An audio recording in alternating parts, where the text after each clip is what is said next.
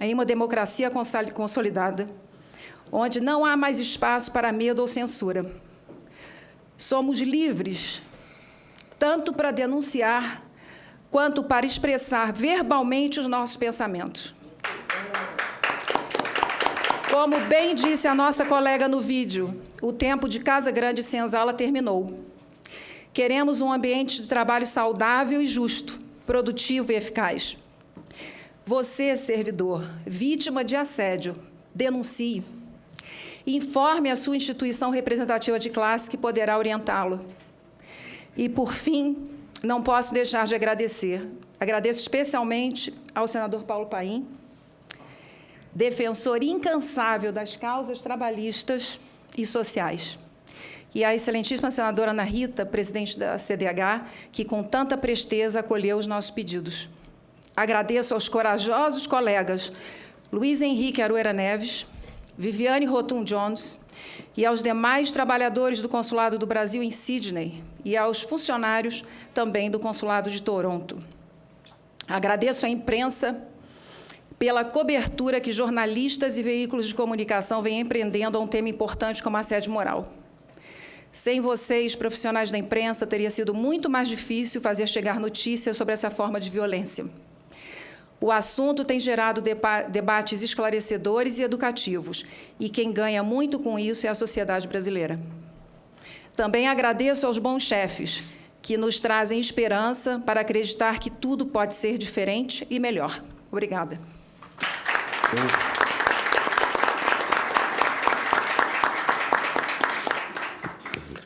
Quero cumprimentar a senhora Cláudia Regina Ciano Rejec, que é presidente da Flex, e quem está assistindo a nossa TV Senado e Rádio Senado viram a emoção da fala dela. Eu sempre digo que a gente, quando fala com o público, fala com os olhos, com os traços do rosto e com o tom da voz. Eu acho isso uma forma das pessoas perceberem a verdade absoluta daquilo que a gente está apresentando. Então, meus cumprimentos pela fala. De fato, a situação mexe com todos nós. Permita que eu diga que eu tenho certeza que é a posição de vocês também, que esse é o local. É esse o erro de algumas autoridades brasileiras, de não dar espaço para que as pessoas digam o que estão pensando, livremente, como você colocou muito bem. Por isso que acontece fatos, aí permita que eu diga, lamentáveis, como alguns que estão acontecendo. Que bom que nós estamos aqui.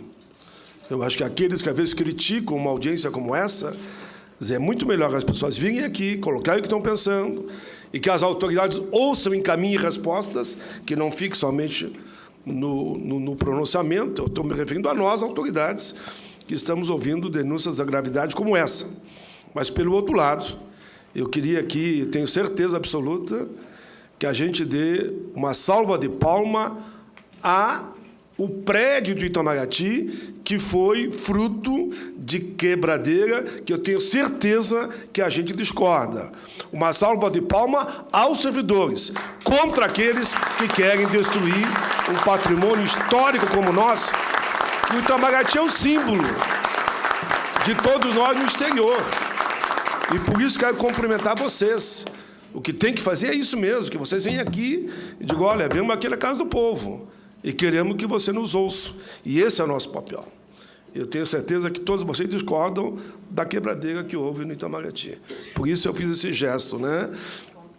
Nós temos que melhorar as instituições e, por isso, fica aqui meus cumprimentos à Flex e que a gente tem muita esperança que, a partir dessa audiência, medidas sejam tomadas efetivamente, que essa é a expectativa. Nesse sentido, eu não entendi por que os cartazes estão lá naquele canto, lá, e não estão aqui na frente. Eu não entendi, mas não entendi mesmo. Se a gente fala tanto em liberdade, que aqui a Casa do Povo, estou vendo os cartazes lá. Bota os cartazes aqui. É muito melhor os cartazes estejam aqui, que a gente debata o tema, do que outros fatos que acontecem lamentavelmente. Eu vejo cartazes ali que não vejo problema nenhum, porque o que está sendo falado, muita coisa está refletindo nos próprios cartazes. Isso é democracia, viva! Vamos lá, de imediato agora, ao senhor Alexei Van der Bloch. Pronunciei mais ou menos aí? Está certinho? Presidente, adaptando ao nosso linguajar do dia a dia. Presidente do Sindicato Nacional dos Servidores do Ministério de Relações Exteriores, Sindi Itamaraty, que nos procurou inúmeras vezes. Isso, quero dar esse depoimento. Fizemos aqui reunião, recebemos aqui representantes do Itamaraty, formatamos uma comissão, foram para o Itamaraty e nós estamos ainda à procura de soluções. Está com a palavra o senhor Alexei. É verdade, embaixador. É verdade, senador, nossa parceria já data de algum tempo. E o seu acolhimento sempre foi uma razão muito grande para continuarmos, enfim, nesta luta, para buscarmos modificar aquilo que necessário é ser modificado. Senhoras e senhores, cabe-nos agradecer uma vez mais ao senador Paulo Paim, que se dedica, entre suas inúmeras preocupações, às necessidades do servidor público brasileiro. Cumprimento todos os demais parlamentares presentes, bem como os integrantes desta mesa. De maneira particular, agradeço o comparecimento maciço de trabalhadores e servidores públicos nessa audiência e estendo também um abraço carinhoso ao senador Cristóvão Buarque, aqui na presença a sua assessora parlamentar, está lá no fundo, certo? Leiliane, que sempre está conosco, e a senadora Ana Rita, que também chamou para si essa responsabilidade. Bem, a prática do assédio moral e a discriminação a que são submetidos trabalhadores, servidores públicos brasileiros no país e no exterior, constituem a essência de nossa discussão hoje aqui. Para melhor contextualizarmos este debate, neste particular momento histórico em que gerações estão promovendo de forma pacífica nas ruas de centenas de cidades brasileiras o clamor por mudanças em nosso país, permito fazer a leitura de trechos de discursos proferidos pela presidenta Dilma Rousseff e pelo embaixador Antônio Patriota, ministro de Estado das Relações Exteriores. Diz a presidenta: o Brasil hoje acordou mais forte. A grandeza das manifestações comprova a energia da nossa democracia, a força da voz da rua e o civismo da nossa população.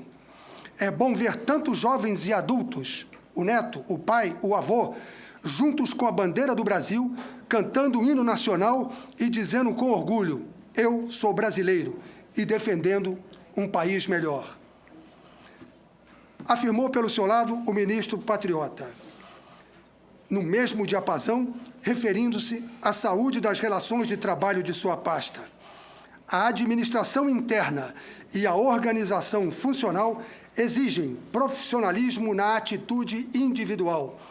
Esperamos todos, de cada um, o comportamento respeitoso e solidário.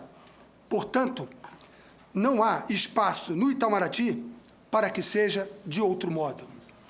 Entendemos, pois, pelas palavras de compromisso da presidenta e do titular da pasta do Itamaraty, que no contexto do que se discute nesse momento, nesta audiência pública, estamos todos, absolutamente todos, falando a mesma língua sobre o mesmo assunto e perseguindo os mesmos resultados, ou seja, a saúde do ambiente de trabalho.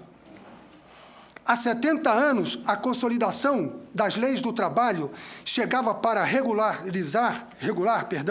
as relações laborais individuais e coletivas.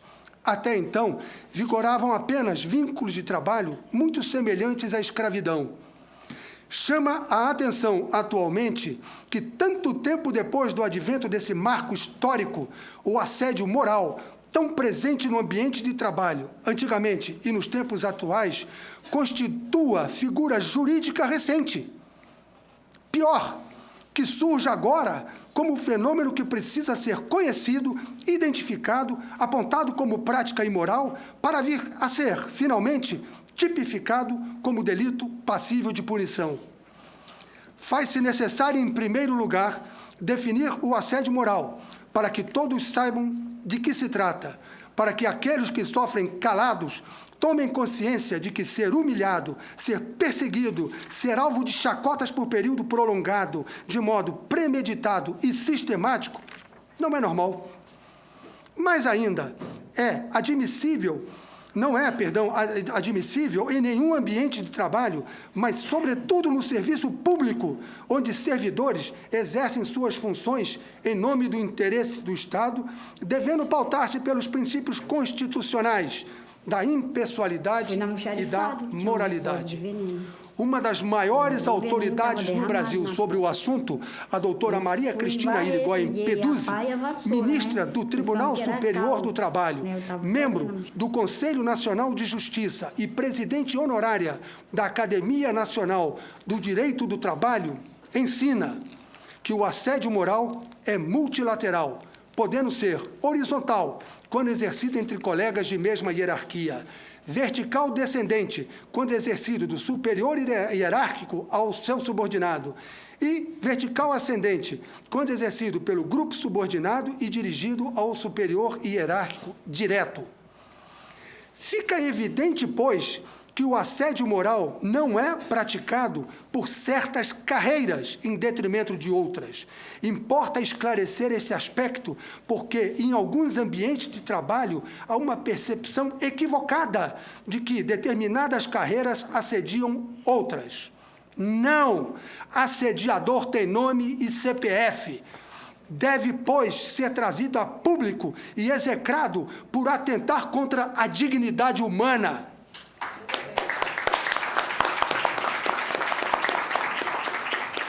Vale lembrar que a prática do assédio moral ainda carece de disciplina e de enquadramento como crime, com a fixação de penas. O combate a esse fenômeno degradante precisa integrar, o quanto antes, a legislação. Diversos textos legais e projetos de lei sobre a matéria tramitam atualmente no Parlamento, mas os resultados são tímidos, infelizmente. A esse propósito, importa lembrar que, em 2011, a deputada Érica Cocai, do PTDF, submeteu à ministra do Planejamento projeto de lei sobre o tema, instando-a a dar encaminhamento por parte do Executivo que a medida requer. Sem embargo, disso, e apesar da importância da medida que a medida requer, nada aconteceu. Absolutamente nada aconteceu e a proposta da parlamentar não prosperou. A falta de reação da ministra Belchior não impediu, porém, que a área técnica do órgão revelasse ao Síndico de Itamaraty disposição para tratar do assunto com profissionalismo, conforme o momento requer. Vale insistir na gravidade do assédio moral, que chega a provocar acidentes de trabalho, que devem determinar, pois, o dever de indenizar sempre que o empregador agir com dolo ou culpa, bem como nos ensina a doutora Maria Cristina Peduzzi, à exceção, óbvio, dos colegas falecidos na Polícia Federal. Cobrar o quê? Se a existência dele já deixou a nossa realidade. A exemplo do que ocorre praticamente em todos os órgãos públicos das esferas federal, estadual e municipal, no Ministério das Relações Exteriores, o problema existe, não é de hoje, tendo sempre esbarrado ante o velho e rançoso corporativismo. A estrutura da organização garantiu a impunidade invariavelmente. Sem chegar a ser comum, foi considerado banal, tendo até sido visto com excentricidade de alguns. Mesmo quando o assediador é comumente encoberto pela proteção da famosa cultura da casa, nunca foi normal perder a autoestima, ser desestabilizado de modo sistemático, humilhado reiteradas vezes, desrespeitado de forma contumaz. Para que os senhores possam ter o panorama próximo da realidade no Itamaraty, a partir de 2009, com o advento do Sindicato dos Servidores do Ministério das Relações Exteriores, o Sindi Itamaraty, diversas denúncias têm chegado à administração do Ministério por esse canal, mas pouco tem sido feito até o momento pela instituição. Os fatos no Consulado-Geral em Sydney, de amplo conhecimento, revelam a prática de 2 servidores acusados de assediar moral e sexualmente, sendo reincidente pelo menos um deles. O senhor Américo Diogo Fontinelli e o senhor César Cidade são conhecidos pelo terror psicológico que impõem aos servidores com quem trabalham. Submetem-nos sistematicamente a humilhações verbais, com uso, inclusive, de palavras de baixo calão, coações psicológicas e ameaças, comentários maliciosos e pejorativos. Não obstante esse cenário nefasto, permito-nos encontrar algum alento. Neste momento, atenuam nossa preocupação em relação ao ambiente laboral hostil criado por esses e outros servidores denunciados ao Sindi Itamaraty, as recentes declarações do ministro de Estado das Relações Exteriores, embaixador Antônio de Aguiar Patriota, que tem se manifestado no sentido de que não há espaço na instituição para atitudes desrespeitosas.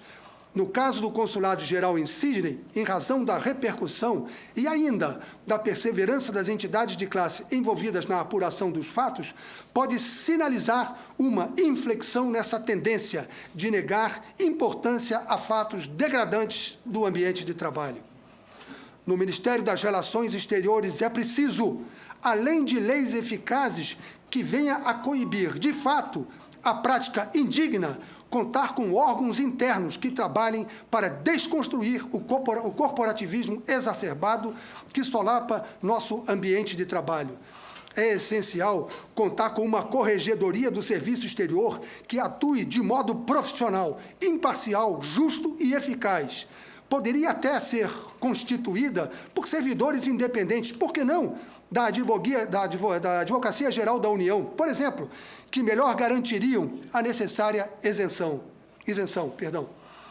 O Sindi Itamaraty considera que resultados efetivos para todos nós representantes de outras entidades aqui presentes, certo? Que só serão alcançados com o esforço conjunto das entidades sindicais e demais associações representativas dos interesses dos servidores, os resultados efetivos. Só assim serão alcançados. Somente uma força-tarefa de magnitude e com honestidade de propósitos poderá determinar resultados permanentes para banir a prática de assédio moral em toda e qualquer relação trabalhista. Pessoal, o Sindi Itamaraty não pretende ser protagonista da coordenação das ações destinadas a pôr fim ao assédio moral no serviço público, pela simples razão de sua amplitude e relevância. O problema e seus desafios devem ser motivo de atenção e luta de todo o corpo de servidores. Senhoras, senhores, pela intolerância aos intolerantes. Muito obrigado.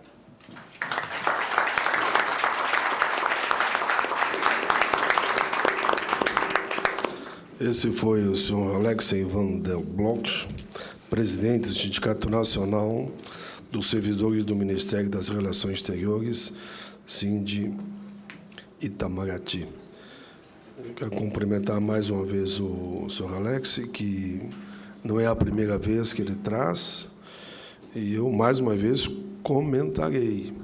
Nós realizamos inúmeras audiências públicas nessa comissão.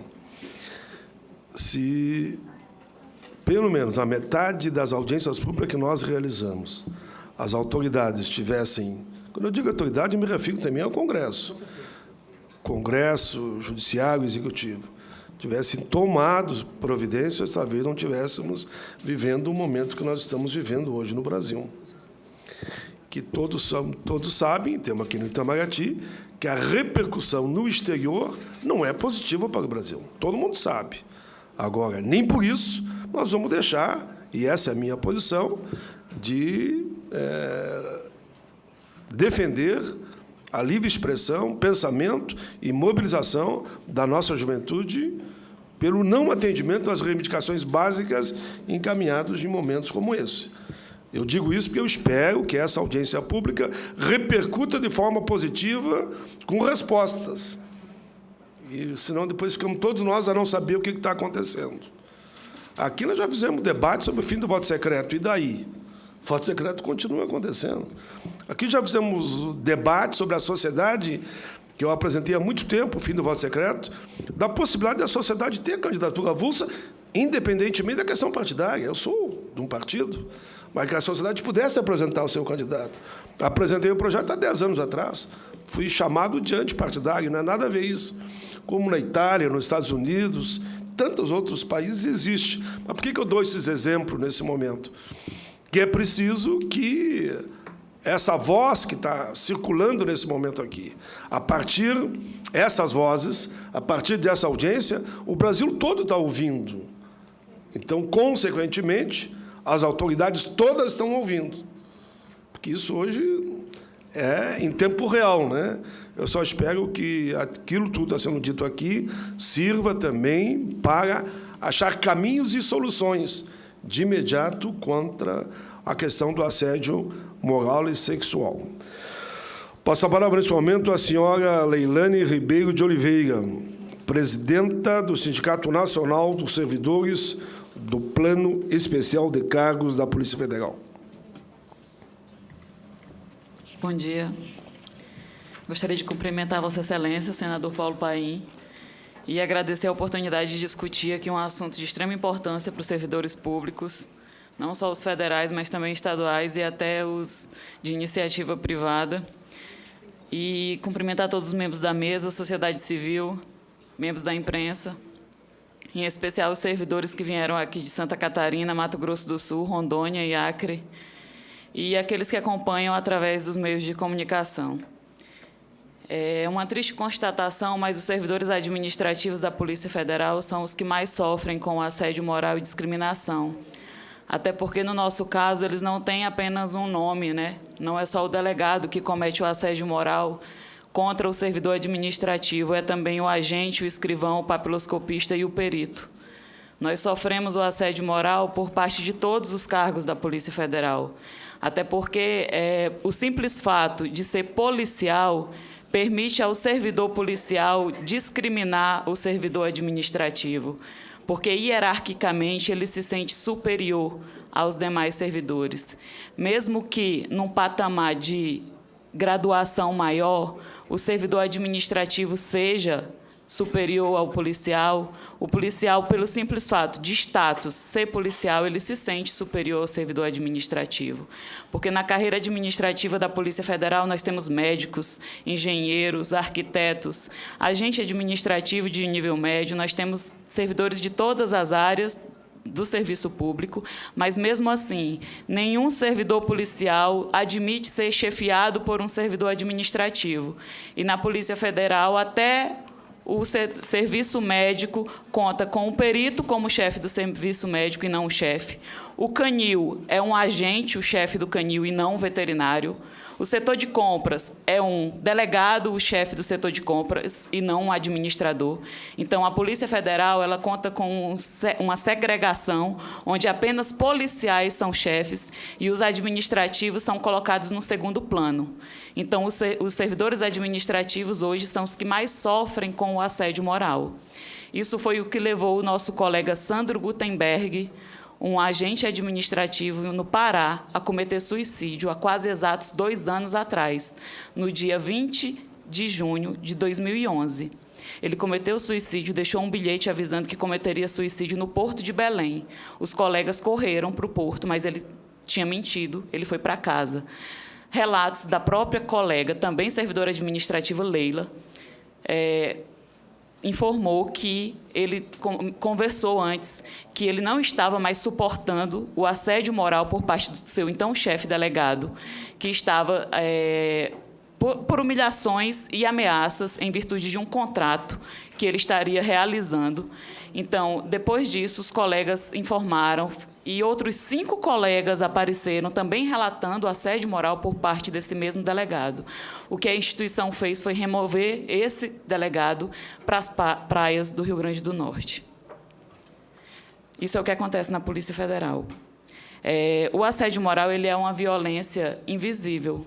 Então, os dados que nós temos do Ministério do Trabalho e os dados que nós temos de denúncias com relação na Justiça, eles são praticamente muito aquém da nossa realidade. Porque o que nós temos a nível de sindicato são denúncias que nós, às vezes, não conseguimos levar para frente, porque nós não conseguimos levantar provas. São denúncias invisíveis de colegas que, às vezes, têm medo de levar essas denúncias para frente. Eu até gostaria de parabenizar a Flex, que conseguiu levar várias dessas denúncias aí para frente, porque muitas delas nós não conseguimos formalizar, porque são denúncias invisíveis de servidores que sofrem de bastidores, e que nós tentamos, às vezes, apenas prestar um atendimento médico.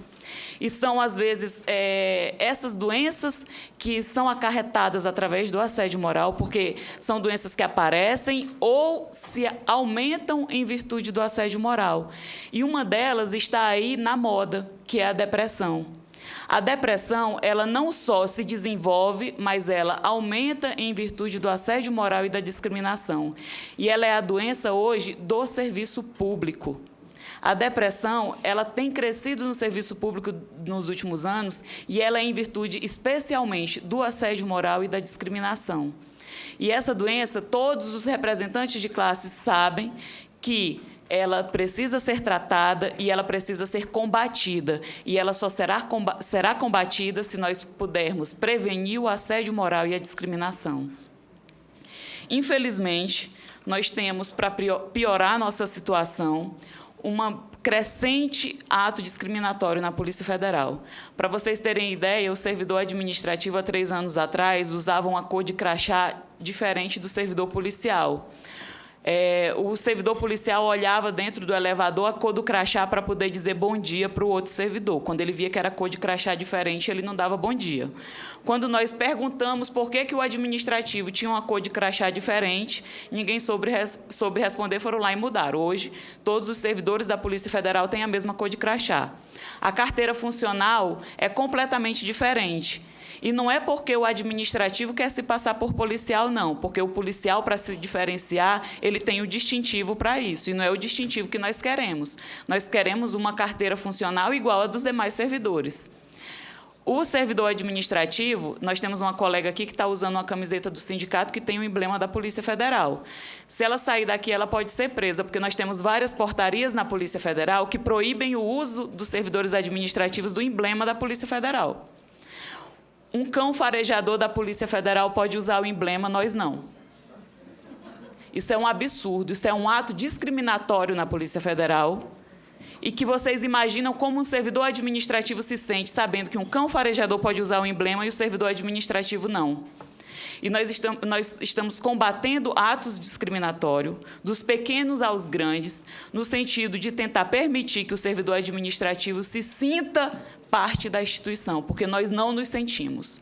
O hino da instituição faz jus aos policiais federais. Os administrativos não são convidados a cantar o hino da instituição Polícia Federal. A sociedade reconhece a Polícia Federal apenas como servidores policiais federais. Ano passado, nós fizemos uma greve que durou mais de 30 dias. Todas as notas da imprensa diziam servidores policiais federais, estavam lá a foto na imprensa, administrativos. Nem a sociedade reconhece os servidores administrativos. Mas por quê? Porque a própria instituição não reconhece.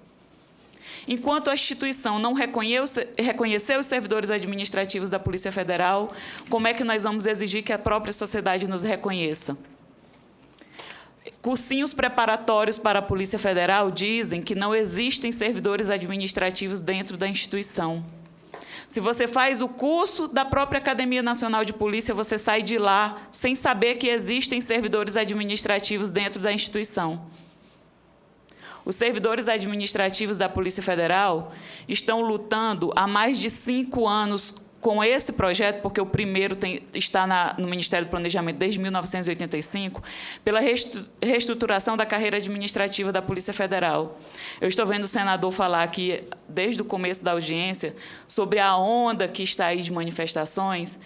Se o senhor me permite, senador, o assédio moral também vem de fora para dentro. Ano passado, nós fizemos a maior greve do Serviço Público Federal. Todos os servidores públicos federais pararam e foram às ruas protestar por melhores condições de trabalho. O brasileiro esquece rápido, mas eu não esqueci que, ano passado, nós fizemos a maior greve do Serviço Público Federal. Esse ano, é toda a sociedade que está indo às ruas. Isso não é de graça, isso não é gratuito. Nós estamos vivendo em dias que toda a sociedade está acordando. Ano passado foram os servidores públicos, hoje é a sociedade. Nós estamos vivendo dias de ditadura disfarçada de democracia.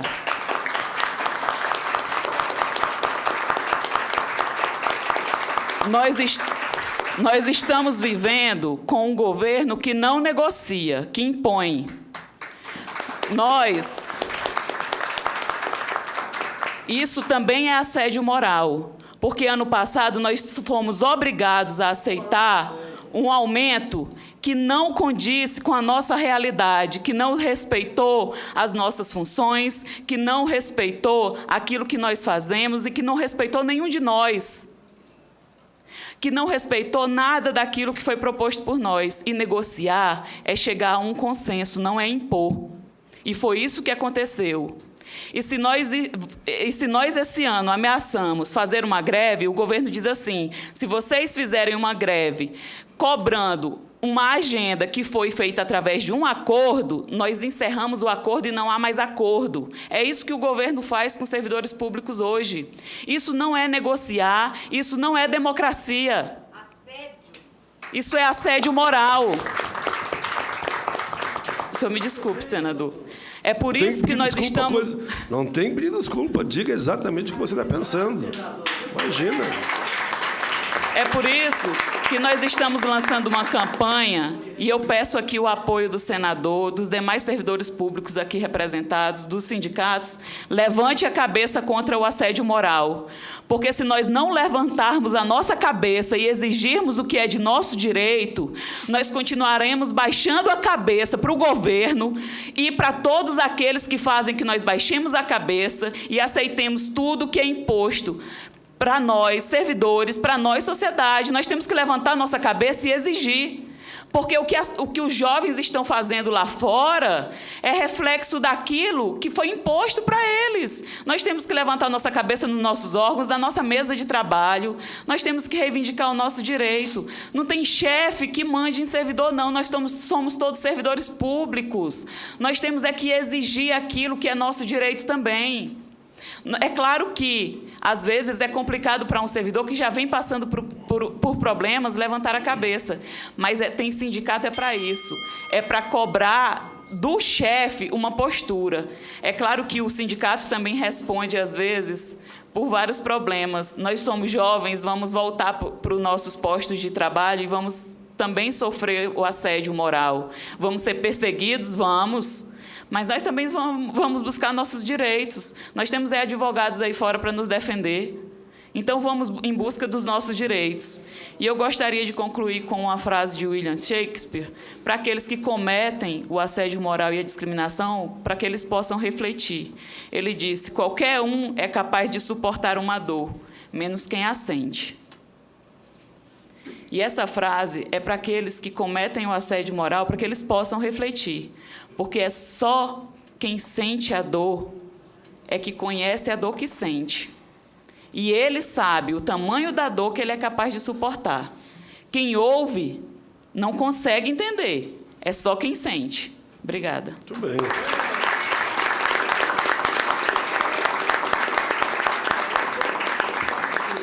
Essa foi a senhora Leilane Ribeiro de Oliveira, presidenta do Sindicato Nacional dos Servidores do Plano Especial de Cargos da Polícia Federal. E fique tranquila, Leilane, porque eu sempre apoiei todas as greves. E sou, inclusive, por obra dos próprios servidores, o relator aqui no Congresso do projeto de lei de greve, para garantir que a todo servidor público tenha direito também de realizar a greve. Então, nós estamos na mesma sintonia. Então, tudo o que você falou, não há de minha parte nenhum questionamento, pelo contrário. vamos trabalhar todo nesse sentido. Até digo mais também, né? Se o movimento sindical brasileiro não tivesse confundido, eleger um presidente sindicalista e o seu papel de movimento sindical e continuar sendo interlocutor da sociedade e pressionando, independente de quem seja o governo, nós talvez não tivéssemos o momento que estamos hoje. Isso é uma análise que eu venho fazendo há muitos anos. Eu escrevi há 3 anos atrás o livro O Rufar dos Tambores. Depois eu vou... O Rufar dos Tambores. E como eu faço aquilo, claro, na minha cota parlamentar, o livro não é cobrado, né? Porque eu imprimo na minha cota. O Rufar dos Tambores eu escrevi baseado na realidade do Congresso Nacional e do Executivo, e do Judiciário. E eu dizia no livro, e repito agora, que saudade de ver o Rufar dos Tambores nas ruas, pois agora o Rufar dos Tambores estão nas ruas. Então, nós todos que estávamos nos sentindo isolados, não podemos agora lamentar. Temos que lamentar, e eu sei que vocês concordam, repito de novo, qualquer tipo de vandalismo, de quebra-quebra. Mas a mobilização, a pressão, inclusive, que vocês estão fazendo aqui, nesse momento, é digna somente de palmas. Pode ter certeza absoluta que esse é o meu ponto de vista. Passo a palavra, nesse momento, ao senhor Valdemar Moreira da Silva Filho, engenheiro de segurança do trabalho, diretor-geral da Associação Nacional dos Petroleiros Pedevistas, AMP-Com-REPF Nacional. Senhor Valdemar, com a palavra. Oi. Em primeira mão, né, eu agradeço muito, muito mesmo, como mais um companheiro da luta do assédio moral, nosso amigo Paulo Paim. Muito obrigado, Paulo Paim. Eu peço desculpa a todos, que eu estou muito emocionado.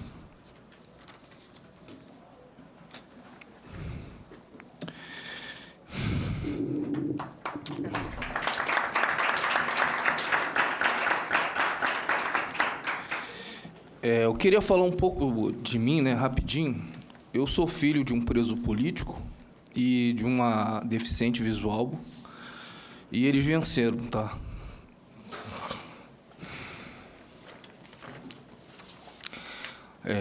Agradeço esta oportunidade, todos os presentes, aos internautas, à presidenta Ana Rita, e a Deus por nos dar mais um dia de luta.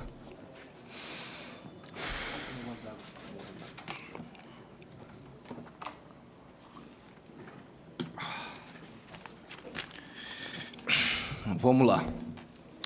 Gostaria de lembrar das audiências que realizamos na Alepa, em 2010, e na Câmara e no Senado, em 2012. Nós somos resultado do assédio moral na prática. Fomos convidados para ir embora da empresa.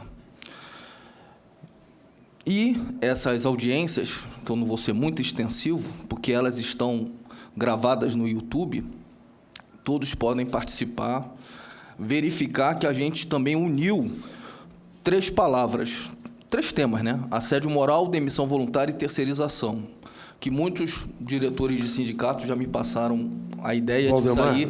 me permite só, na linha que tu está falando, quem quiser interagir, que nós estamos ao vivo para todo o Brasil, aqui é scom.cdh@senado.gov.br. Na linha que você está falando aí, de forma tal que as pessoas acompanhem o que está acontecendo. Eu já recebi diversas mensagens aqui que vou ler no segundo momento. A palavra está com você.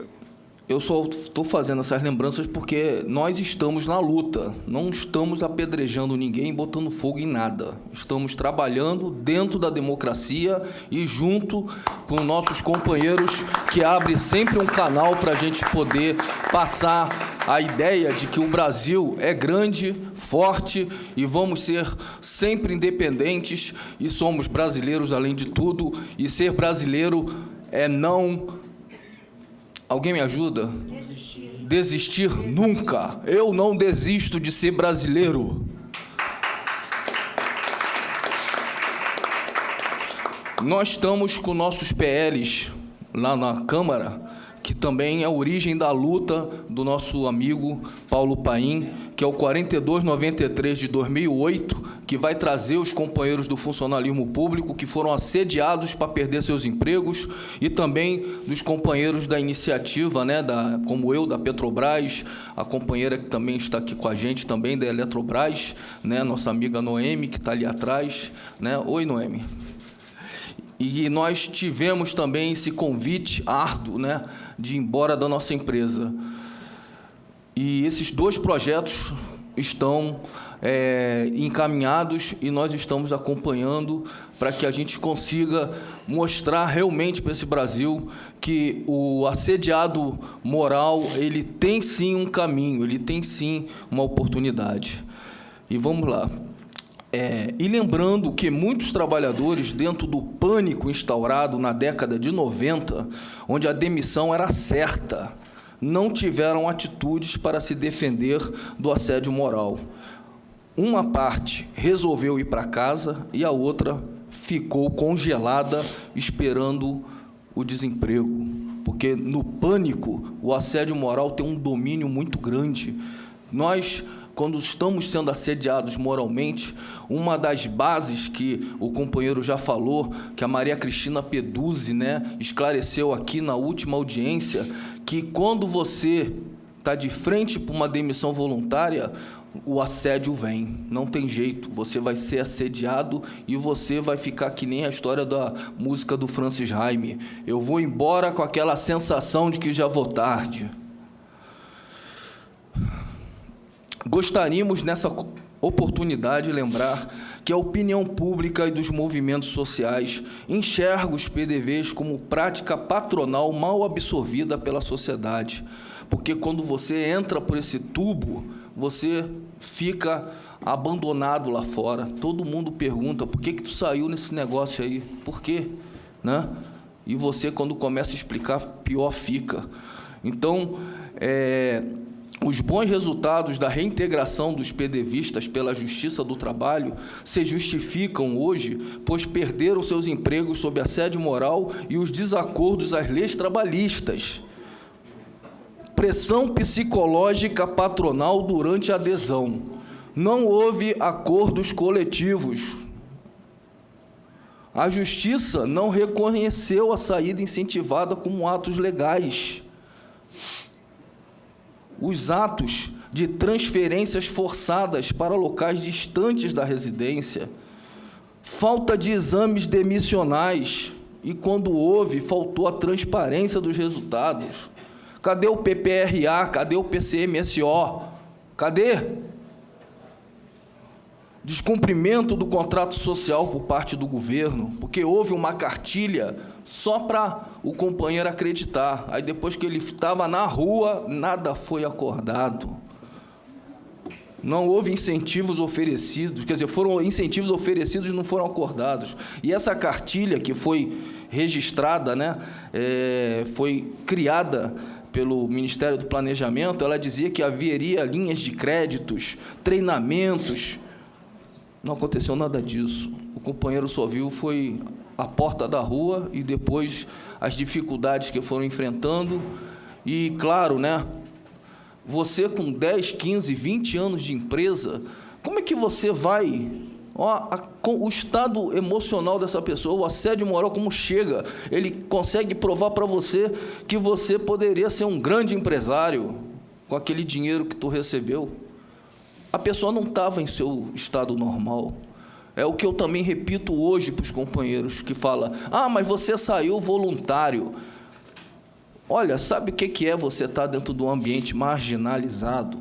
Um ambiente que não existe hoje a palavra QVT, hoje tem essa palavra. QVT quer dizer qualidade de vida no trabalho. O trabalho é continuação da nossa casa. Você vive mais dentro do trabalho que dentro de casa. Já dizia a própria Maria Cristina Peduzzi, que ela disse aqui nessa mesa, que eu fico mais de 12 horas no meu ambiente de trabalho. Então, se você está dentro do ambiente de trabalho, você não está dentro do equilíbrio, né, dentro da postura, que a base da segurança no trabalho é a postura. não é ficar sentado direitinho, não. É a postura mesmo. É você realizar as tuas atividades, não são outras atividades, e também não ficar toda hora baixando a cabeça. Porque se você é um profissional, tu se formou, a tua responsabilidade na empresa é as tuas atividades. E para não ser muito longo, né? Porque eu acho que nós estamos aqui para trabalhar com o plenário, né? E dentro da minha emoção, eu pediria ao nosso presidente de mesa 1 minuto de silêncio para todos os assediados morais que perderam tudo, perderam até suas vidas.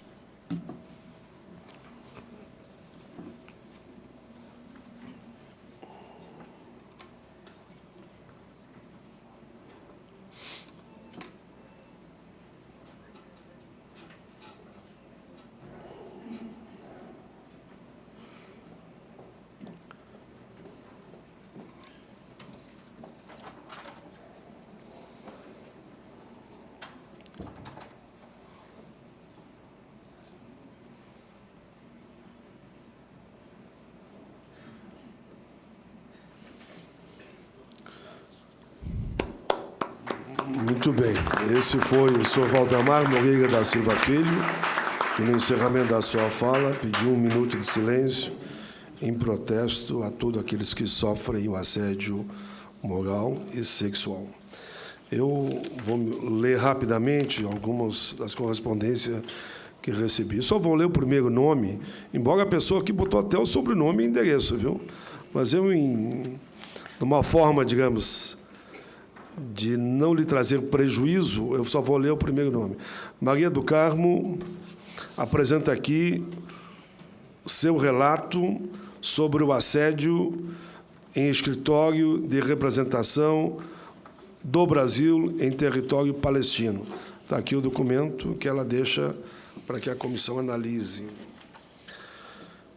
Recebemos denúncia de assédio contra uma funcionária da Câmara de Vereadores do Rio Grande do Sul. A denúncia está identificada, mas a servidora pede para não ser divulgado o seu nome, é o que está escrito aqui, o que eu vou ler, porque tem medo de morte. O senhor Davi, não vou ler o sobrenome, mandou esse e-mail onde relata assédio sofrido no Recife, que é um documento longo, onde ele faz a denúncia detalhadamente dos assédios que ele sofreu, também servidor, lá no Recife. Então, esses são alguns dos documentos que recebi aqui. Passo a palavra agora ao senhor Vicente Almeida, presidente do Sindicato Nacional dos Trabalhadores de Pesquisa e Desenvolvimento Agropecuário. Só dizendo que já recebi nesse momento, e vamos deixar aqui uma outra denúncia, réplica do processo Maria do Carmo. Por favor, senhor Vicente. Bom dia aos companheiros e companheiras aqui presentes, senador Paulo Paim. Gostaríamos de agradecer imensamente a oportunidade que essa comissão tem dado aos trabalhadores de pesquisa e desenvolvimento agropecuário, especialmente aos companheiros e companheiras que atuam na Embrapa, Empresa Brasileira de Pesquisa Agropecuária.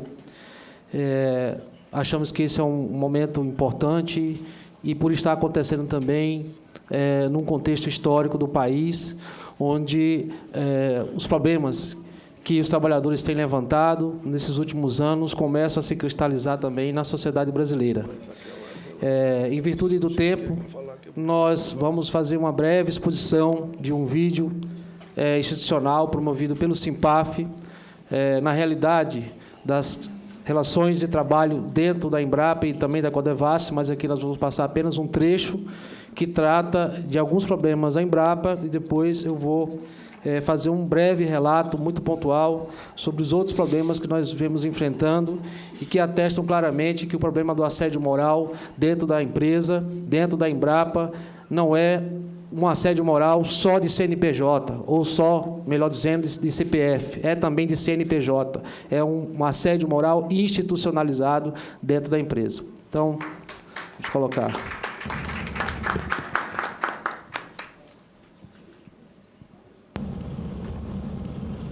Nós chegamos lá de manhã.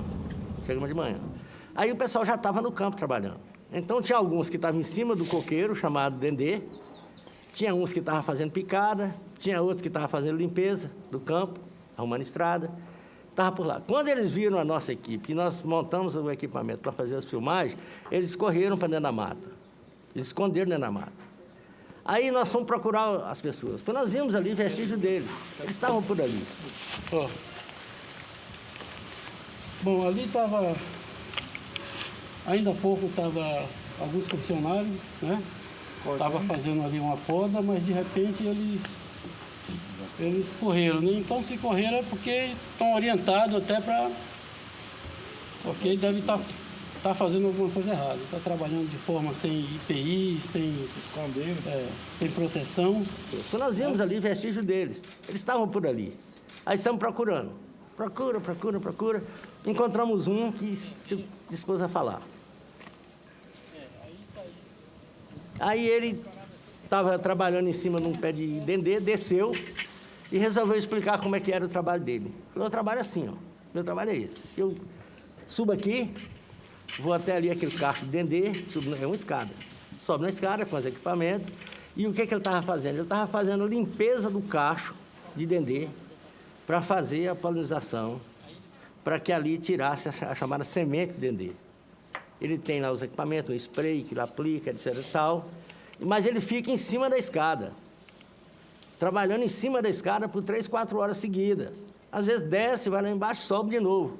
Não tem lugar de sentar, não tem cinto, não tem nada. Nós procuramos aqueles que tinham corrido dentro do mato. Meu amigo, vem cá, vamos conversar.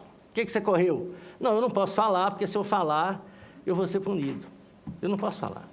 Meu amigo, mas é um depoimento simples, você vai só dizer para mim como é que você trabalha aqui, como é que é o seu dia a dia aqui, como é que é isso. Aí ele dizia para a gente, olha, a condição aqui é essa. A gente, de manhã, o caminhão pega a gente, sai pelo campo, é um campo enorme de dendê, uma coisa do tamanho de uma fazenda, e vai deixando o trabalhador ao longo da estrada, e volta para o ponto de início. E esse pessoal fica solto no mato. E o que tem lá no mato para eles? Não tem água potável, não tem banheiro. Se o cara machucar, ele vai ficar machucado, porque o caminhão só volta dá na hora do almoço para pegar ele para almoçar. Muitas vezes o caminhão não vai buscar, ele é obrigado a comer a comidinha dele lá no mato, sem esquentar, sem nada, debaixo de chuva.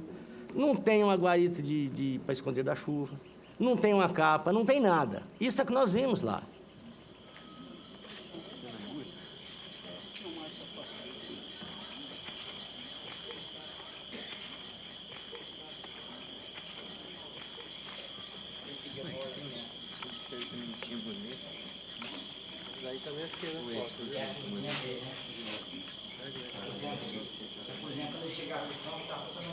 Quando ele chegava aqui, estava tudo molhado, já alagado, porque ele tirou as cordas daqui, botou para lá, para a sala, porque não tem condições. Cheio de bicho que em cima das panelas dele, embalava tudo. Entendeu?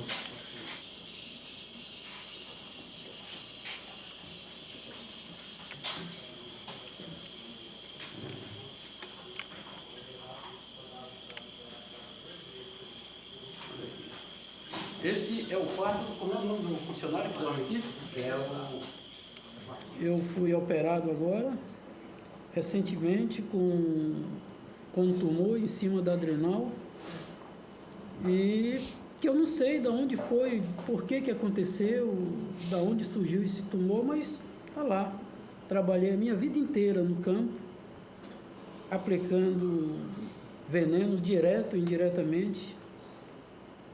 Trabalhei com sonda de nêutron, a própria pessoa que nos emprestava essa sonda deixou de usar porque essa sonda tinha vazamento. E hoje eu me sinto, além de estéril, né, eu também me sinto impotente. Me fez eu perder minhas forças, perder tato, não conseguia falar direito. E hoje eu estou aqui, depois de 30 anos de Embrapa, eu estou aqui mutilado por algumas coisas que eu nem sei o que é.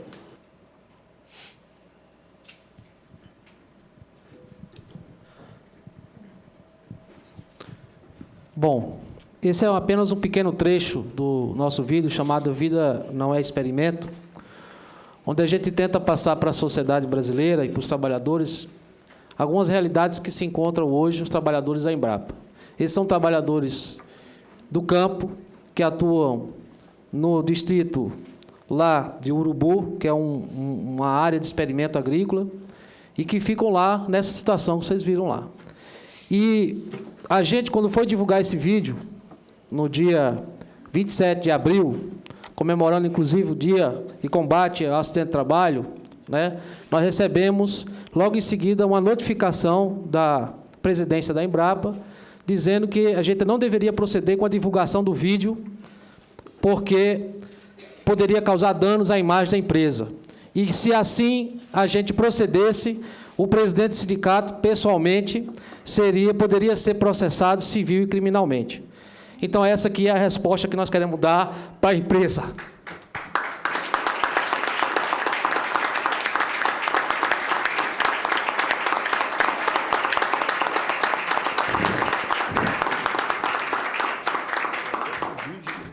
Eu sou nordestino, sou cearense. Desculpe.